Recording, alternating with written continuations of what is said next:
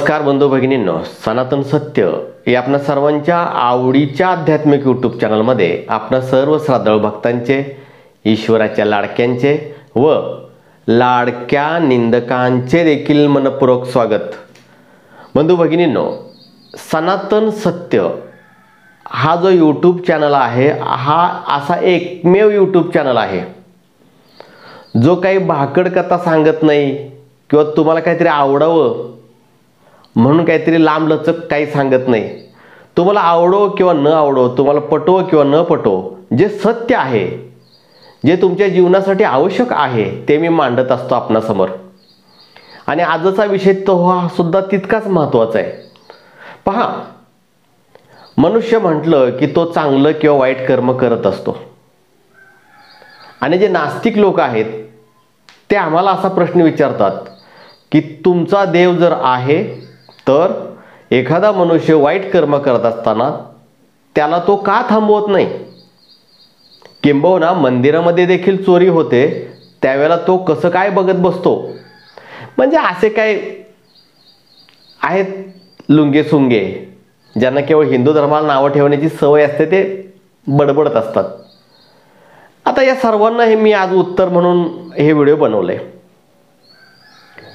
सगळ्यांचा प्रश्न आहे आणि योग्य आहे की ईश्वर थांबवत का नाही, किंवा मी जर चांगलं काम केलं तर त्याची शाबासकी का देत नाही, मी वाईट काम केलं तर मला रोकत का नाही? याचं सर्वांचं उत्तर देत असताना तुम्हाला या निसर्गाची सिस्टम लक्षात ठेवावी लागेल। मनुष्य काय आहे हे समजून घ्यावं लागेल। सर्वप्रथम मनुष्याविषयी विचार करायचं म्हटलं की ज्याला मन आणि शरीर आहे तो मनुष्य। म्हैसीला शरीर आहे पण मन नाही, आणि मनुष्याला शरीरही आहे आणि मनही आहे, तो मनुष्य। आता हे मनाचा विषय मी का घेतलाय तो पुढं तुम्हाला देतो।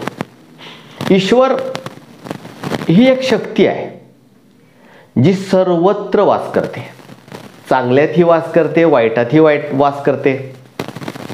आणि याला प्रश्न विचारायचा म्हणून मला एक जणांनी विचारलं, जर सर्वत्र ईश्वर आहे तर दारूमध्ये देखील आहे, मग दारू पिणं वाईट काय आहे? मी म्हटलं नक्कीच भरपूर दारू प्या, बॅलरनं प्या, काहीच हरकत नाही, त्यातही ईश्वर आहे। परंतु तिथं तुम्हाला ईश्वराचा साक्षात्कार कुठं होईल? तो ईश्वर तुमचं लिव्हर फाडून बाहेर येईल। मग ते दर्शन घ्यायचं असेल तर नक्कीच घ्या। म्हणजे तो सर्वत्र आहे, परंतु हा निसर्ग आपणास चांगल्या आणि वाईट गोष्टीचे संकेत देत असतो।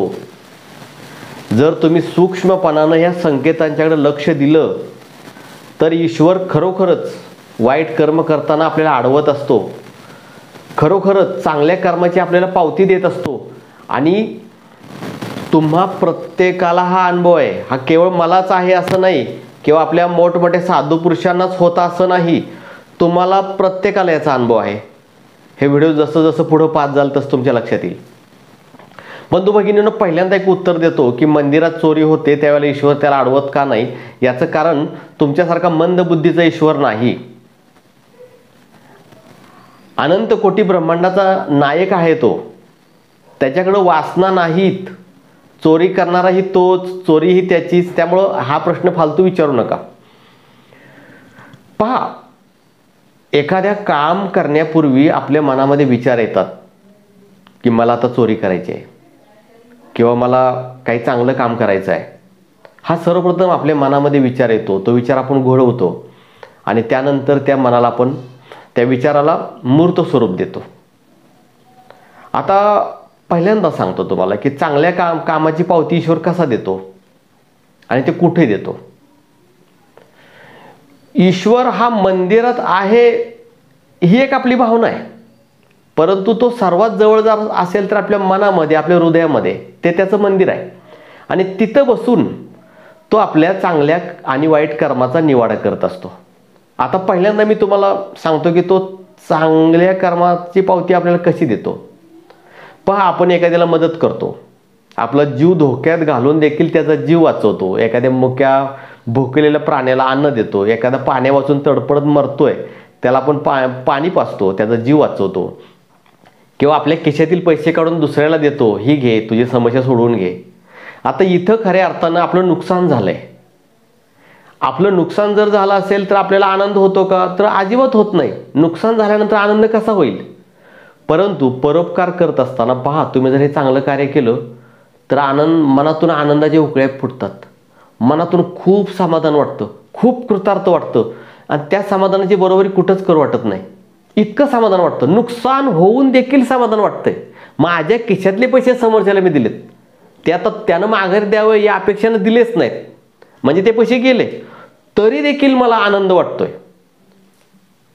पहिला विषय, तुमच्या हृदयात बसलेला परमेश्वर तुम्हाला त्याची पावती देतोय की तू हे योग्य केलंस आणि यावरती मी खुश आहे. या गोष्टीचा अनुभव तुम्हाला प्रत्येकाला असेल. आता दुसरा विषय, ज्या वेळेला आपण एखादी वाईट घटना, कुकर्म, पापकर्म करण्यासाठी प्रवृत्त होत असतो, त्यावेळेला तुमचं काळीज धडधडतं. चोरी करताना काळीज धडधडतं, लबाड बोलताना काळीज धडधडतं, भीती वाटते, मन सांगतं नको करायला, हे पाप आहे. म्हणजे ईश्वर तुम्हाला तिथंही रोखतोय की नाही हे चुकीचं आहे. लाच घेणं चुकीचं आहे, आपण लाच घेतोय, लोकांची शिव्याशाप घेतोय, परंतु मनाचं आपण न ऐकता बुद्धीच ऐकतो, चला फायदा होतोय करून टाकू. म्हणजे ईश्वर तिथं सुद्धा तुम्हाला थांबवत असतो की हे चूक आहे, हे कुकर्म करतोयस. अनेकाला भीती वाटते, काळी धडधडतं. खोटं असेल तर आपली नजर खाली जाते, नजरेला नजर नाही मिळवत, आपण नजर मिळवण्याची ॲक्टिंग करतो. म्हणजे तुमच्या हृदयात बसणारा ईश्वर तुम्हाला चांगलं काम करतानाही प्रोत्साहित करतो आणि वाईट कर्म करू नकोस म्हणून देखील सावध करतो. परंतु हे सिग्नल आपण ओळखत नाही, इकडं लक्ष देत नाही, स्वार्थानं बरपडलेला असतो, डोळ्यावरती झापड आलेले असतात आणि आपण ते कर्म करतच असतो. दुसरी गोष्ट, तुम्ही संपूर्ण जगाला फसवलं, इतकं एक्सपर्टपणे फसवलं की कोर्टामध्ये सुद्धा तुमचा गुन्हा घडलेला असून देखील तुमच्याच बाजूने केस लागली, तुमचा विजय झाला, तुम्हाला शिक्षा नाही झाली. इतकं तुम्ही शातीरपणे गुन्हा केला, परंतु तुमचं मन तुम्हाला स्वस्थ बसून देत नाही. तुमचं मन सांगतंय की मी ही लबाडी केलेली आहे, मी गुन्हा केला आहे. म्हणजे तुम्ही कोण आहात, तुम्ही चांगले आहात का वाईट आहात, हे मन तुम्हाला तुमचं सांगतं. याचा अर्थ तुमच्या हृदयात बसणारा ईश्वर तुम्हाला ते सांगतो. एक छोटं उदाहरण देतो. 2 विद्यार्थी असतात, त्यातील एक विद्यार्थी असतो अत्यंत हालाकीमध्ये अभ्यास करत असतो, अत्यंत कष्टाने अभ्यास करत असतो, रात्रंदिवस कष्ट करत असतो आणि तो परीक्षेमध्ये पास होतो. परीक्षेमध्ये पास होतो म्हणजे त्याला खूप चांगले मार्क्स पडतात, त्याचा विजय होतो, त्याचा खूप मोठा सत्कार आयोजित करण्यात येतो आणि सत्कार करत असताना त्याच्या डोळ्यातून आनंदाचे अश्रू घळघळ वाहत असतात. कारण त्याला माहीत आहे की मी आज इथं कसं आलोय, किती कष्टातून हे मिळवलंय आणि त्याच्या डोळ्यातून अश्रू येतात. आता दुसरा एक विद्यार्थी असतो, तो अभ्यास करत नाही, काही सुद्धा करत नाही, वशीला लावतो किंवा कॉपी करतो आणि पास होतो. त्याचा देखील नंबर येतो, त्याचा देखील सत्कार घेतलेला असतो आणि त्याच्या हातात बक्षीस देताना समोरची व्यक्ती म्हणत असते की खूप कष्टातून यानं अभ्यास केला, खूप हे केलं, खूप ते केलं आणि यश मिळवलं.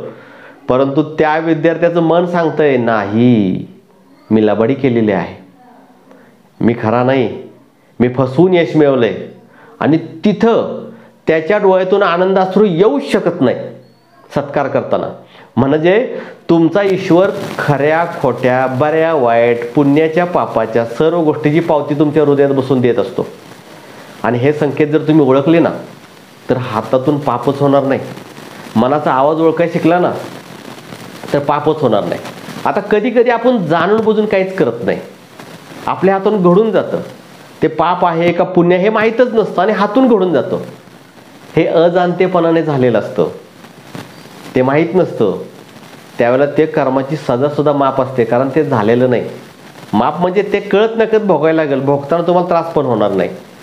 म्हणजे तुम्ही जे जाणून बुजून करताय याची पावती ईश्वर देतो, ते कळतं आपल्याला. आणि आपल्या हृदयाचा आवाज तुम्ही ऐकायला जर शिकला तर कोणतंही काम करताना पहिल्यांदा हृदयाचा आवाज येत असतो की हे कर किंवा हे करू नको, हे चूक आहे किंवा बरोबर आहे, आपण लबाडी करतोय, आपण काय आहे. मी नेहमी म्हणत असतो, माझं नेहमी वाक्य आहे सगळ्यांना की समाजामध्ये तुम्ही वावरत असताना चांगुलपणाची ॲक्टिंग करू शकता, परंतु मला आता कोणी पाहत नाही, आजूबाजूला कोणी नाही, मी एकांतात आहे आणि माझी खात्री झालेली की मला कोणी पाहत नाही, अशा वेळेला मी जो वागतो, अशा वेळेला माझं जे कृत्य असतं तो माझा खरा स्वभाव. पण तुम्ही कुठंही गेला तर तुमचं मन तुमचा पिच्छा सोडत नाही, म्हणजे ईश्वर पिच्छा सोडत नाही आणि ईश्वर तुम्हाला खऱ्या खोट्या बऱ्या वाईट कर्माची पावती देत असतो. त्यामुळं वेळीच जर आपलं मन आपल्याला परवानगी देत नसेल किंवा मन रोकत असेल, हे पाप आहे नको करू, तर नका करू. ईश्वर थांबवतोय. आणि असंही म्हणू नका की ईश्वर येत नाही, ईश्वर येतो. सेकंद सेकंदला तो तुमच्या हृदयातून बोलत असतो. म्हणून हृदयाचा आवाज ऐकायला चालू करा. आपण माझ्या चॅनलमध्ये नवीन असाल तर माझ्या चॅनलला जरूर सबस्क्राईब करा. सबस्क्राईब करत असताना ऑल या शब्द शेजारी घंटी बटन अवश्य दाबा. तसेच काही प्रश्न विचारायचे असतील, काही अडीअडचणी असतील तर जो खाली नंबर दिलेला आहे फोन नंबर, या फोनवरती फोन करावा. हा फोन नंबर पूर्णपणे निशुल्क आहे. जय आदिशक्ती.